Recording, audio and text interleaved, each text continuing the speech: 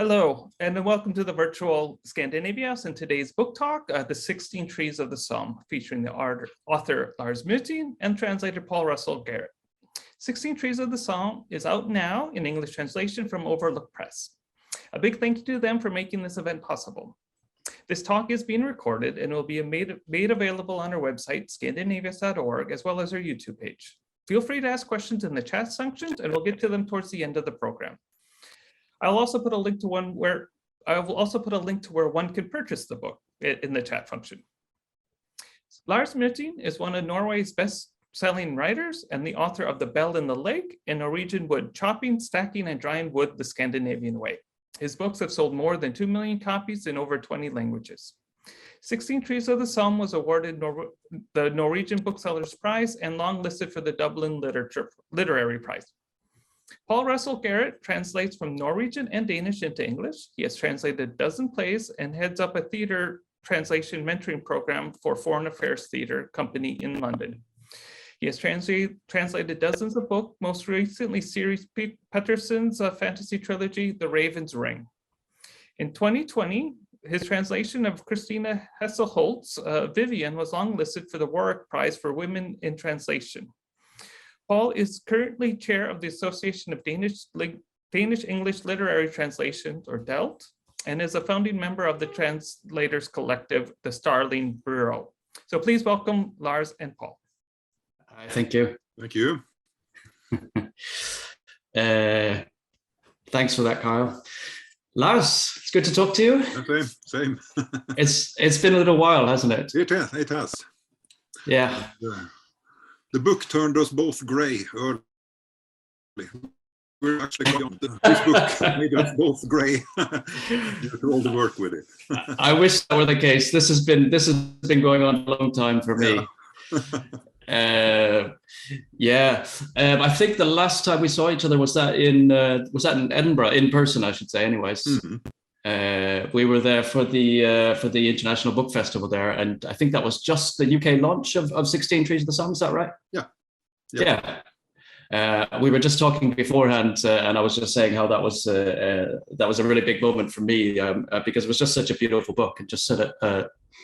I think you might have read maybe from the first chapter of the book there, Lars. Yes, I think I did. And it was just so beautifully done there. So yeah, perhaps we should do it again. Yes. Yeah, that sounds good. Yeah. Do you want to do it? We can start now if you like, or do you want to hold off a little bit, or would you like to read from that now? No, we can talk a bit about it, so people have some basic idea on what it's about. Yeah. Yeah, set the tone a little bit. Yeah, exactly. Yeah. So, Lars, you were writing to me just when we were talking about we had a couple of emails back and forth planning this out. One of the things you like to do is just to sort of set out the first few chapters and let everyone know what's sort of happening, the premise for the book there. I've got a little bit prepared here, but I wondered if it might be nicer to hear from you, just how you see the first, how the story's starting with, and we kind of zoom into rural Norway here, and we see, we meet Edvard here, and I thought maybe you could just tell a little bit about that, if you don't mind. No, sure. Well, I think the basic idea and what I really wanted to do was to write a grand family epic story that spanned over several generations, but also several places. Not in the idea that it should be a big chronicle. At the heart of it, I wanted to be more or less a suspense novel, but without the acceleration that you often find in ordinary mystery novels and crime novels. I wanted to be like, say, a suspense without any murder. And the key, or the main character is a boy aged 22 when we first meet him. He lives in rural Norway, and he's an orphan, and exactly what happened to his parents has always been shredded in darkness. He grows up together with his grandfather, and not much details are known about what happened to his parents, but they died when he was just 4 years old at the site of an old battlefield in France after World War I, where they stepped on a unexploded on an old minefield where no one was supposed to go. So he's so curious about why did they go to such a place, and from then on the mystery evolves and grows larger and larger until we are entangled in events that unfolded both in World War I as well as World War II. And his journey to find the truth, geographically, it goes from Norway to the Shetland Isles and also to France. But I'd say the most important journey is his emotional one, where he digs so deep in his family story that he reveals things that I think he'd best left without knowing. So that's the outline of it. It's a lot to be said about it. Yeah, that's basically that's what you meet in the first chapters. Yeah, we get a very a quick sense of this generational feel of that it's going to be many generations involved in it, and then that also place-wise, it is very focused on a very small area, but we get a very quickly a sense that it's coming to it's going to be in a much wider area, which is really lovely done, really well done. You mentioned about the Suspense novel there. It is interesting because it has all of these elements to it, but the pace is just so I think excellently done on your part. There's no rush to bring the story forward. It's told at a very nice pace, and you kind of relax into it. And I think that's really well done there. Was that a conscious effort just to give the reader time to really embrace that? Yes, it was. I think it was a product really of my love of the writing craft, simply to give it enough time for each sentence to but not that all of them should be really grand poetry at all, but I like to work with them like ornaments, and to sort of not just search for beauty in the passages, but also a certain beauty on each page. That's quite hard to understand perhaps, but some of it, there's a certain mood that shifts page by page, that should be a product both of the language, which shifts a bit throughout the book, but also something that illuminates his mindset. So yeah, first and foremost, I wanted it to work on the writing craft itself, not as much as the drama in it. No. Okay.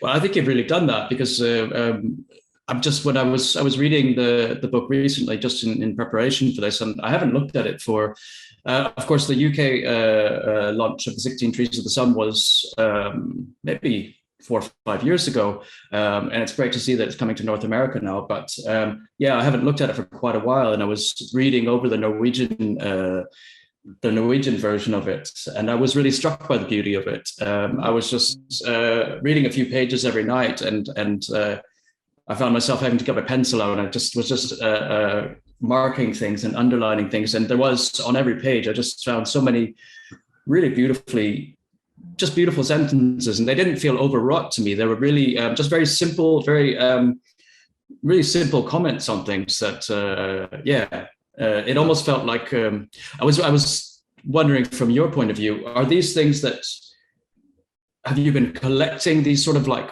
reflections on various things, or is it all part of this one project, if you know what I mean? Oh yeah. It's twofold. I'd written three books before this one, but this story is actually the first one that I wanted to write. This is the very first fiction idea that I had, and it's far older than my other books. some of the key elements, of course not on the sentence level, but on the story level, are things that came to me when I was just 14 and 15 years old. Oh. My first, the first, say, idea and the first impulses to become a fiction writer is connected to my earliest ideas for this book. And I can still recall one turning point. I was 16 years old, and I grew up in a very small place in rural Norway. So we had to hitchhike to a bigger town and to get to buy records and books and so on. And there was a second-hand bookstore there, and I bought a Swedish hunting magazine. I still have it. And there was a story there about something that later became a key element in this book, namely wood and walnut wood used for fine furniture, and here in the gun stocks for handmade sporting guns. And that article and part of that became, 25 years later, became the key element of this book. And also there are memories here from when I grew up, and also quite crucial here is the memories I had of my grandfather, who was a furniture maker. Also a very important person in this book is a furniture maker that used to work for the grand houses in Paris in the 1930s, when they made the wonderful Art Deco furniture. So it's sort of a magnification and enlargement of my grandfather's craft. And also, I must say, it's on a personal level, it's a connection between me and my grandfather, because he passed away when I was just a small boy. And I don't have many memories of him, but I was connected to him through the furniture that he made and that he left behind. And through that, I felt I could see into his imagination and his ability as a craftsman. So all of these are very important driving forces for me. Yeah.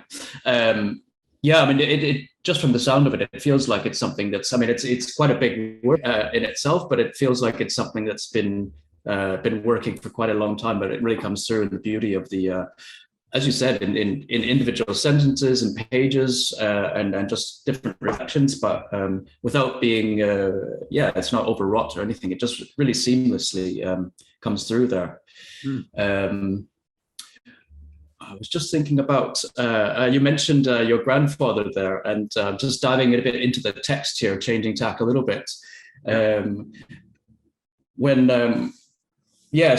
So when I first received I made my translation of Lars's work, and when we went through the editing process way back when, one of the first things I was struck by when I read the first page is that they called the grandfather was then bestefar, and I really love that that the editors wanted to really keep some Norwegian elements in there. How did you feel about that? Oh, I like that. Yes, and I think it's wonderful when you can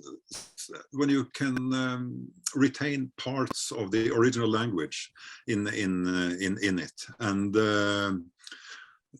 also some words are impossible to translate in full. So I think it's brave to start anew and just force the reader into this, to say that this is him, this is not grandpa, but it's bestefar.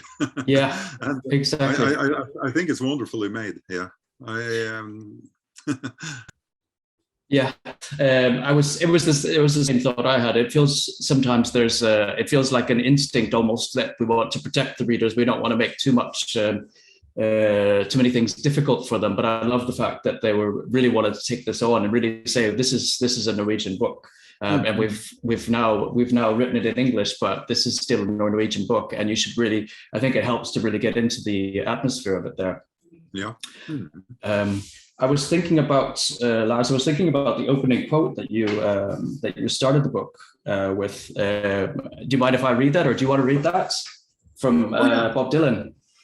Oh yes, yes. We can do that. Yeah, I just think it sets the atmosphere for really what happens in the first few chapters in particular, but also for the whole book. And maybe after, just quickly read that for people, but then maybe you can mention why you chose this opening quote. Yeah. Should I read that? Yes, please. Are you going? Okay. Oh no, I think you should do it. My Okay. my English is well, as you can hear. Oh no, it's wonderful. I love hearing English spoken with lots of different accents, so that's not a problem. I'll go ahead here. And take me disappearing through the smoke rings of my mind, down the foggy ruins of time, far past the frozen leaves, the haunted, frightened trees, out to the windy beach, far from the twisted reach of crazy sorrow. And that's from Mr. Tambourine Man by Bob Dylan. And that was obviously in English that you wrote the quote in the Norwegian version as well. But why that?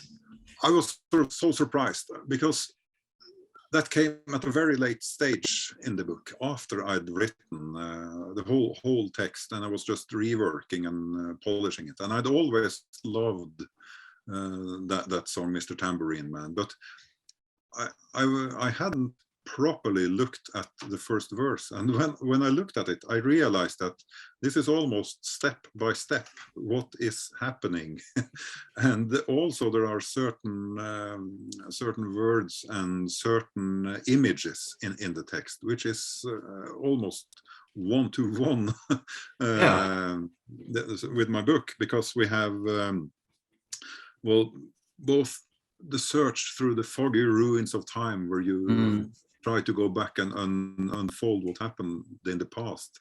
And also I love the sentence, the frightened trees, which is, of course, very, very closely connected to the title of the novel, The 16 Trees of the Somme. Yeah. Which I should perhaps explain quite early, that it's Somme is, of course, the battlefield in France, where so many thousand soldiers died in the First World War. And the story is, well, we can't say too much, but it's connected to a very few trees that it was said to have survived the shelling there on that awful battleground. But no, it was such a surprise, and I felt I had no choice but to use that as the epigram, because it was almost line by line unfolding and also the emotional and the melody of it, I think, is a bit similar to the novel itself. It really is, and I feel like it's a song that a lot of people know, and I felt like I knew that song, and then I was reading, I was like, that doesn't sound like Mr. Tambourine that I know, but it's so fitting for the book there. Really striking there. You mentioned the title, The 16 Trees of the Somme. Of course, the Norwegian title is slightly different there. I don't know if you want to say extremely different. Somme dem som drukner, which I guess roughly translates as swimming with the drowned, or swimming with those who drowned. Well, it's a tricky title, and that's one of the reasons why we couldn't keep it in full in English, because in Norwegian it is it's twofold. It's called, well, swim with those who drown, or swim close to those who are about to drown. There are very lots of nuances there. Yeah. But in Norwegian, it contains a slightly opportunistic and cynical tone that you're questioning yourself, is it to gain a benefit, or to steal something, to be close to those who are about to die? Or is it in sympathy, or is it in respect that you keep yourself there? And I think it was impossible to say convey that title, but there is one key sentence later on which I think connects to the Norwegian title, and that is, that the main character is, he wants to be a man that the dead ones can rely upon, someone that the dead ones can trust, and that's a connection to it really. That it is his search into the past with dangers for his own good and his own mind in that search. It's an interesting one, because I think you were mentioning before, it's like everybody around him doesn't want to talk about this, what happened to him, what happened to his family, what happened to his parents. Whenever that topic comes up, everyone, his bestefar, his friends in where he lives, they just change the topic, but he just can't let it go, can he? He clings to this. He needs to find out more about this, as you said, so that they can rely on him. It's really a nice. That is basically the engine of the book. Is that search into the past. So if you should kick out all the emotional elements and stand there with a mystery novel, he would be the detective searching, going backwards and trying to find out what happened. And I must say, when I wrote it and when I discovered, say, all the entanglements of the plot, I'm quite, and it was like standing on the edge of, well, not Grand Canyon, but standing on the top of a cliff, because I felt it was a really tricky task as a writer to interconnect them. But through many rewritings, and also I think the emotional nerve that I had, and to understand the main character properly, it made me find my way into it. But people warn me that this is not a book that you should put down and read one chapter and the next one the next week, because it's so densely packed with small details that interconnects the plot that you soon will lose track. But it's true, it really is, yeah. But I had this, I think with this book, it was the first time really that I was receiving phone calls, letters, and feedback from writers on a quite profound emotional level. The older books had been, people found them fascinating, intriguing, funny, but I really felt that I was in touch with something far deeper this time.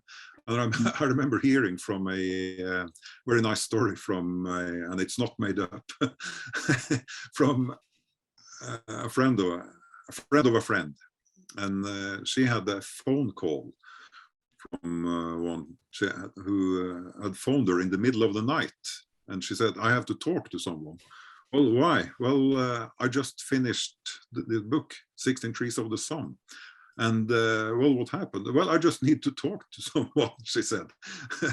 Because it was a bit of overload on her senses. And that's one of the most beautiful things I've heard someone say about this book.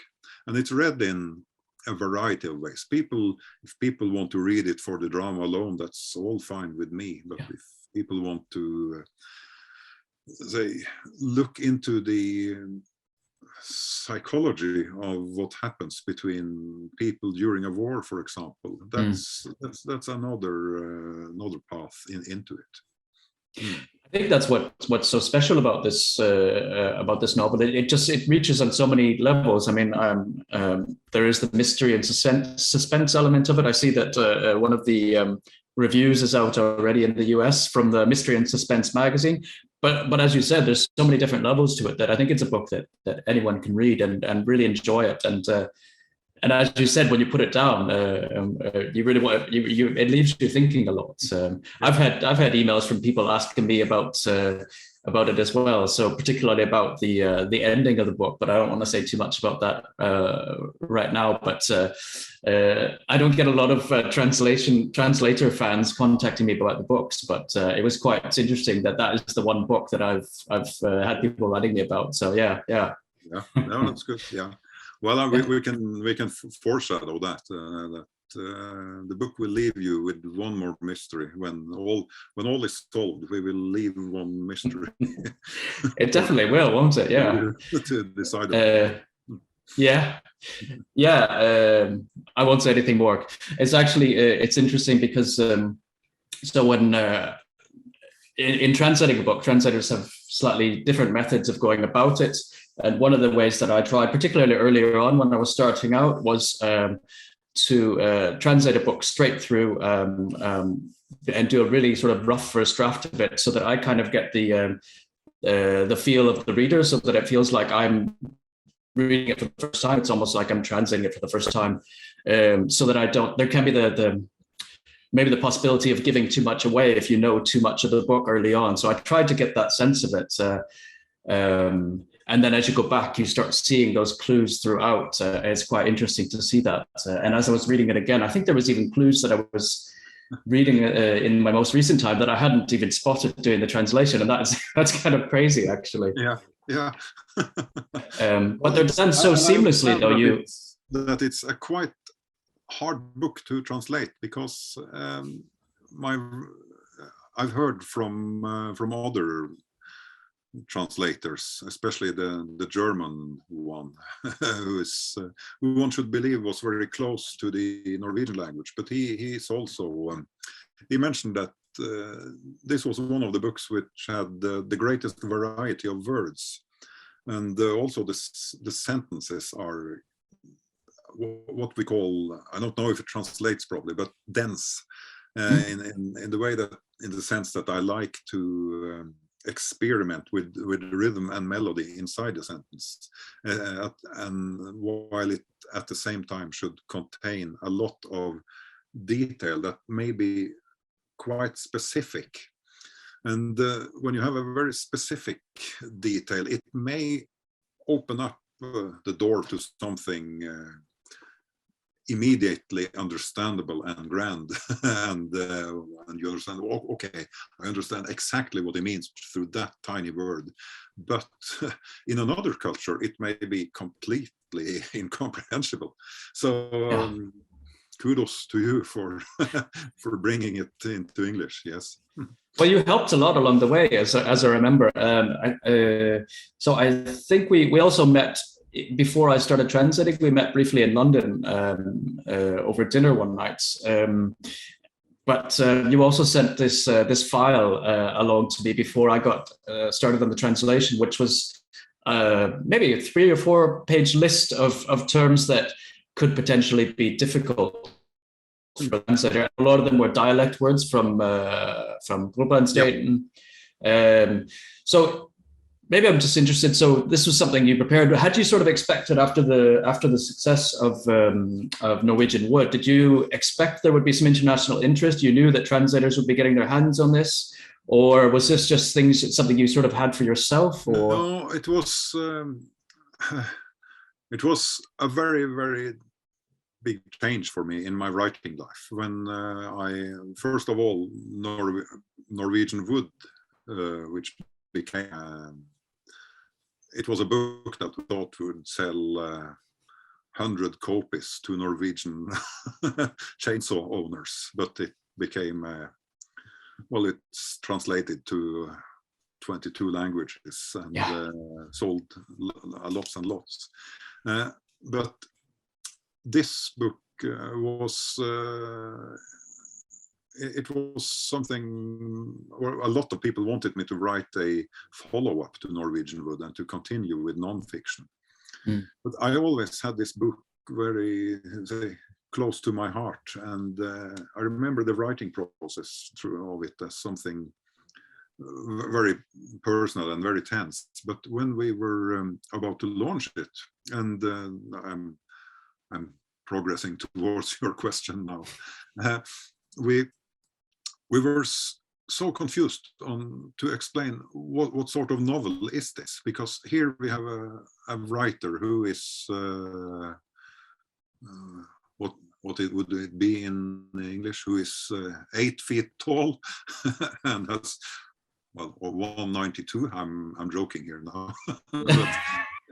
Here we have this big Norwegian fellow who has written a book about chopping wood and chainsaw, and here is with a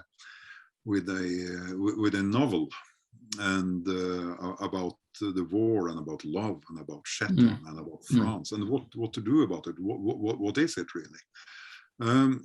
So I remember for this book, it was really a make or break for my writing life, and I was so excited to see how it would turn out internationally, and that I made a lot of effort to assist the translators, and that's one of the reasons why I made a sort of a walkthrough through the manuscript, where I described certain or pointed out certain dialect words and say certain passages that I thought would, from my own experience, would be hard to translate. And the key of it was not to force the translator to be extremely precise, but rather the opposite, to set the translator free and say that, well, here, this is not crucial word by word. If you need to leave something out right here to get a better flow, please do it. And it was really a tool, really, for the liberation of the translator, and not to get tied on all hands. I think it was the first time that I've received something like that from an author. I have had it since then, but that was definitely the first time. And it's usually the other way around. I build my list of questions for the author, and it was, as you said, I think it was quite freeing to have that in the beginning, and I think it opened up possibilities as opposed to closing them down. So I don't know, I was really appreciative of it. Yeah. So thanks for taking the time to do that. That made my job a lot easier. You were talking about Norwegian Wood and how you followed up with 16 Trees, and then also then after the Bell in the Lake, which has already come out in the US. Yeah. And again, I feel like that is a very different. So I guess maybe there's a tendency for people to pigeonhole you, to expect you to continue to do nonfiction, to write another book about nature or woods or something like that. And with the 16 Trees, and again with the Bell in the Lake, you've done something very different with each follow-up. Is that you as a writer trying to just try different things, or is that just, maybe you just talk about that? Yeah, definitely, because I think all marketing people want you to repeat the previous success and to write the same thing again. But I really, and that's why this book was a make or break for me, because I felt that if no one was interested in this one, then I would have to return to nonfiction. And then I would die as a 90-year-old firewood and chainsaw writer. Because that was what he could do, yeah. And but now all my books have been, well, you notice that they come from my typewriter, but they are profoundly different in subject, but also a bit in style. In my later books, I've been experimenting more with a blend of the old oral narrative tradition, a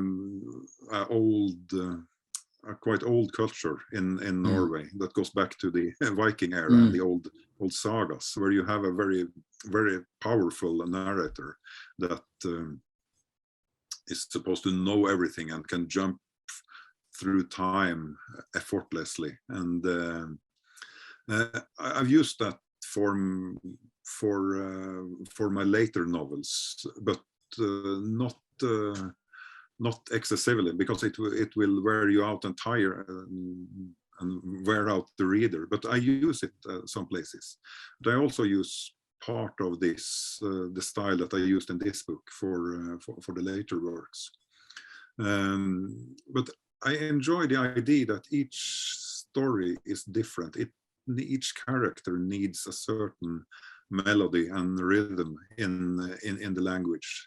So that's also why I don't find it easy to write it. And I quite lately, after 15 years of writing, I learned to understand that I managed to write books not just because of what I can, but I managed to write books despite of what I don't can.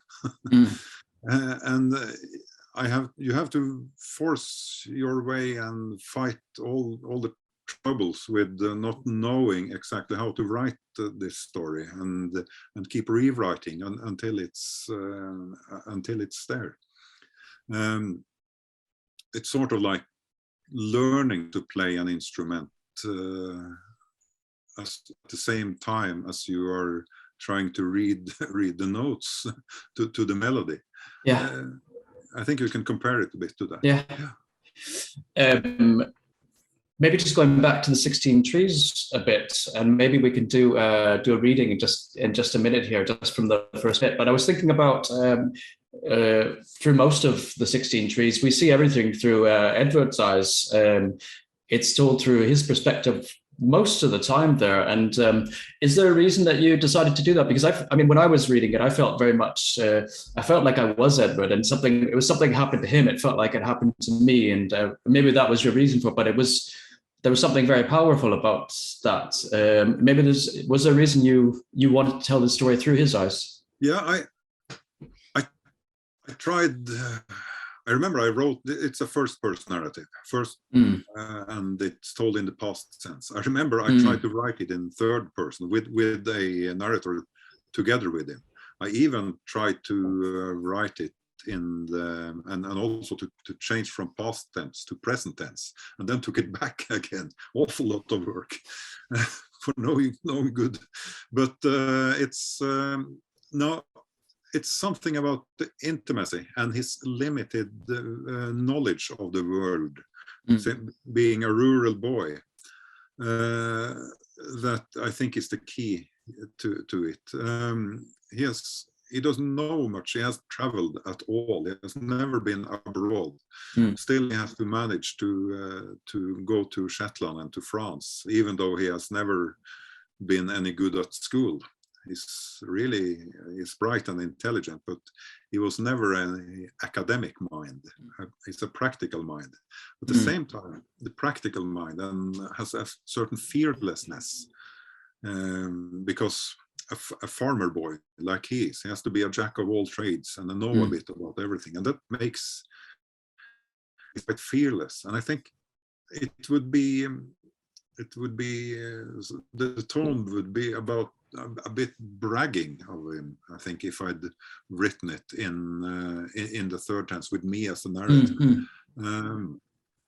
At the same time, there are a lot of technical limitations when you are retelling something in the first tense, but that's for another semester. Maybe on that note, should we read a bit of the? I've turned my light on here because it's getting a bit dark now and it's just shining my face here. But I'm picking up my old battered. Yeah, mine's over on the shelf there. You've used that one a few times. Excellent. Yeah. And at my age, I need glasses. There. And when I read, I like to read in my dialect, which is from Fåvang in Gudbrandsdalen. So I'm not reading the Norwegian that you will hear on Norwegian radio, but the dialect which Edvard speaks. And it goes like this. For meg var mor lukt, og mor var en varme. Og var en legge klamra meg åt. Jeg pust og noe blått, en kjole jeg syns å hukse at hun brukte. Og jeg sa til meg selv at hun skaut meg ut i livet med en boggåstreng, og da jeg formet minnene om henne, så visste ikke jeg om de ble riktige eller sanne. Jeg bare skapte henne slik jeg trodde at en sånn skulle minnes sin mor. For det var mor jeg tenkte på når jeg øvde ut savnet i meg, sjelden far. Noen ganger spurte jeg meg om en ville vært som andre karer i bygda. Karer som jeg så i hjemmeværnsuniform, med fotballsko på Old Boys-treninga. Karer tidlig oppe i helga for dugnaden i saks om jeger og fisk. Men jeg lot den svinne uten å kjenne noen anger. Og jeg tok det, i hvert fall i mange år, som et bevis på at en bestefar prøvde å gjøre alt som en far kunne ha gjort, og at den faktisk fikk det til.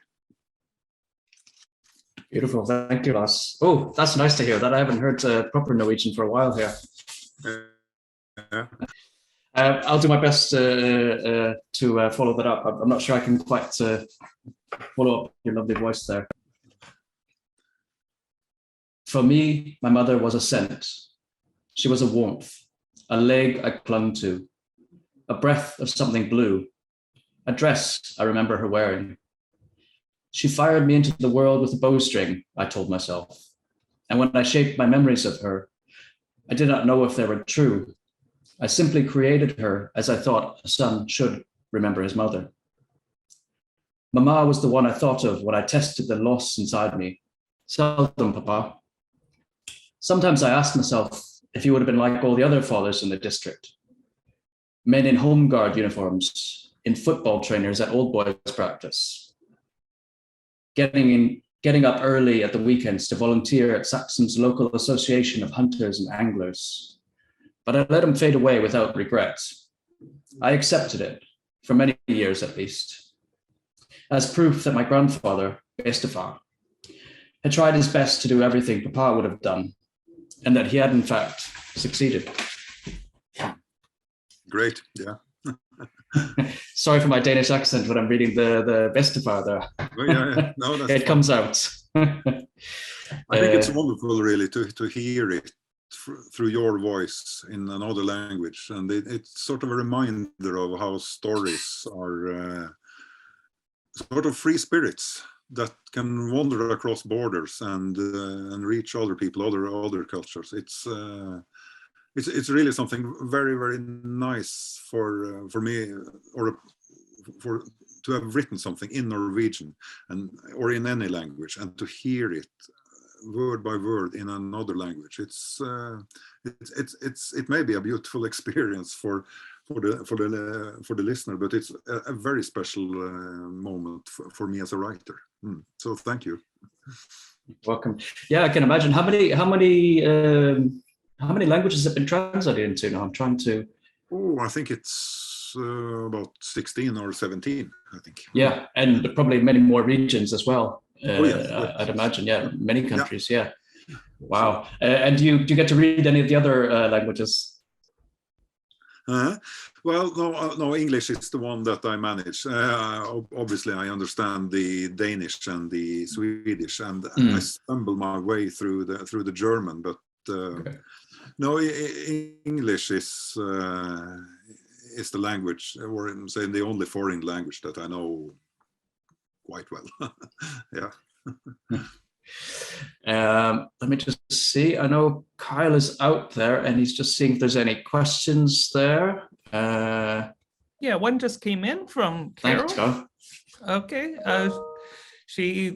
Tusen takk for sharing such background on this book and your writing process. You have mentioned several references to music, such as each character needs a certain melody. Also, your epigraph sourced from the music of Bob Dylan, and your reading voice is a study in lyricism. Are you a musician in addition to being a fine author? No, I'm not. I had a completely disastrous career as a drummer. So perhaps I have some knowledge on rhythm, you won't see me dancing. I'm awful there as well. But no, the only thing I've done is to play the drums in many years ago. But I think more important is my love for music, and I must say that the American singer-songwriter tradition has been one that has shaped or influenced me greatly as a writer. I loved the songs by, for example, Lucinda Williams, Steve Earle, James McMurtry, say the Heartland musicians, who wrote about say the longing and of the young rural boy. I felt that these songs really they were almost on the same emotional frequency as Norwegian rural kids, and the way that they were able to capture a sense and a description of a character or of something you felt in just a very few short sentences.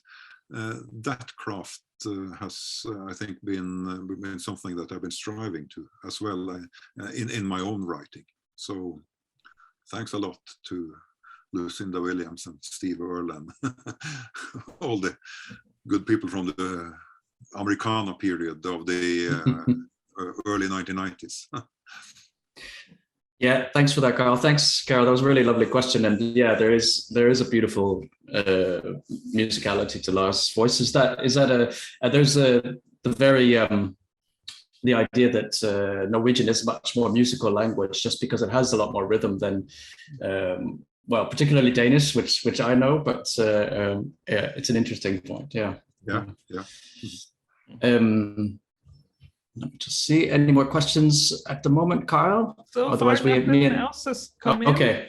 So okay, I get to keep Lars to myself. Then we can keep talking here, Lars. Just jump in if there's anything though.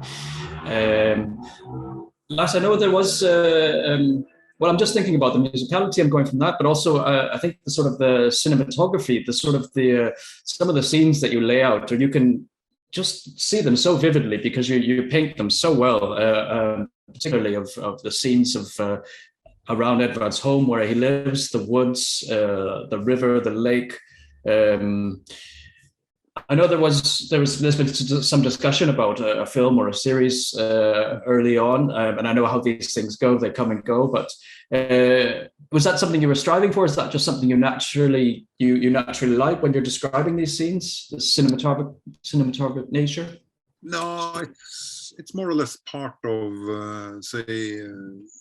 the writing style, but also the way I'm working with it, because I like to rewrite at least 5 or 6 times, and the first drafts, they are quite rough, and that's at the second stage I write way too much, and I decide what to leave in and leave out. But something on the, say, cinematographic level happens about at the third phase of the rewriting, because then I feel that I'm not inventing or making things up. It's like I'm retelling something that actually happened, and something changes then, because the ability to see the landscape and the scenery and the details,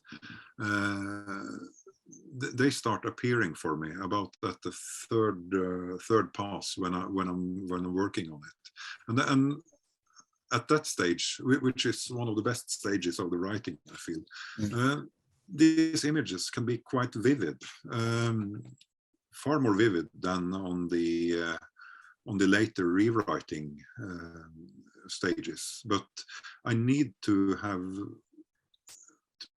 be quite sure that about what is happening and who is going to be in the stage. So it's like making a theater stage when you have all the actors, but they are on a quite barren place. So I like to paint it and bring it to life on my own. But oddly enough, it comes about in the middle or towards the end of the process.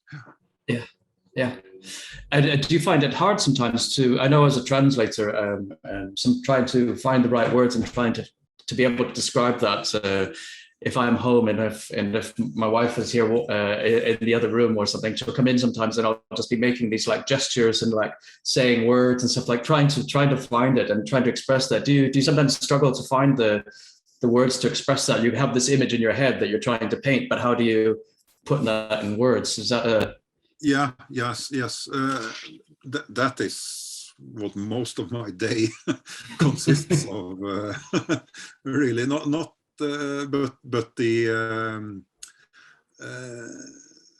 the struggle is also to make it simple, because it's so easy to overdo it and to make it look like something that's a bit artificial when you're constantly reworking and rewriting it.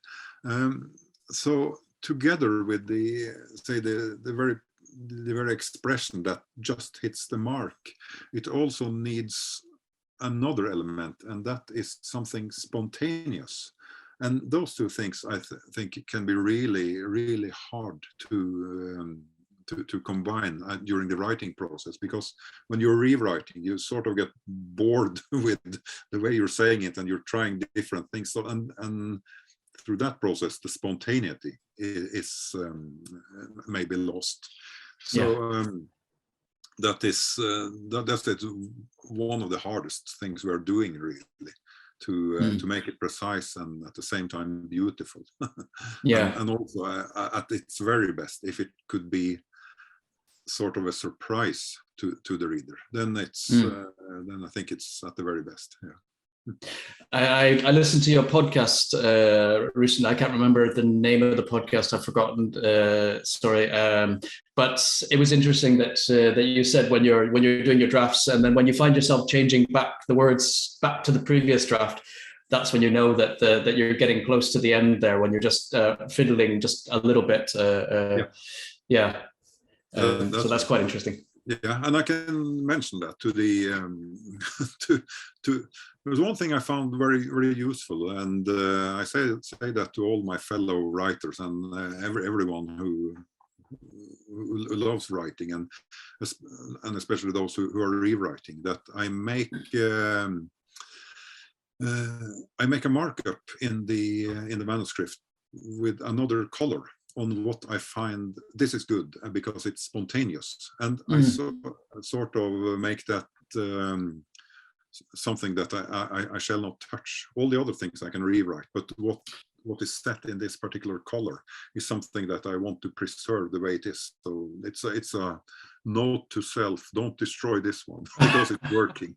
But when you are rewriting, I might damage it. So. Oh wow, that's really interesting. Yeah. Because I know you also mentioned about memories playing an important part for you, so they can be your own memories or things you think of and you try to recreate them. So is that where that spontaneity comes, trying to, or they just kind of hit you sometimes, or?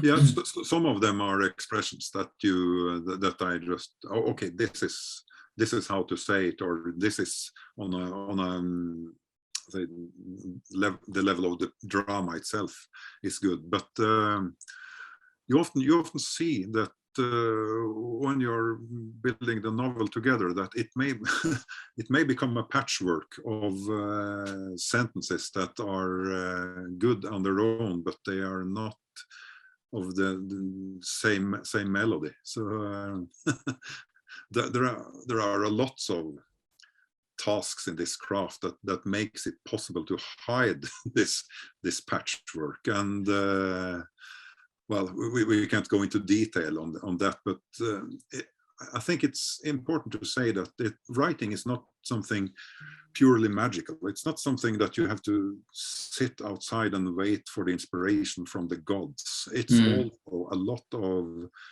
pure hard work, daily work, and a lot of people have the desire to write, but they feel that, I don't have the time, I cannot devote 2 months or 4 months to start to write the first 100 pages.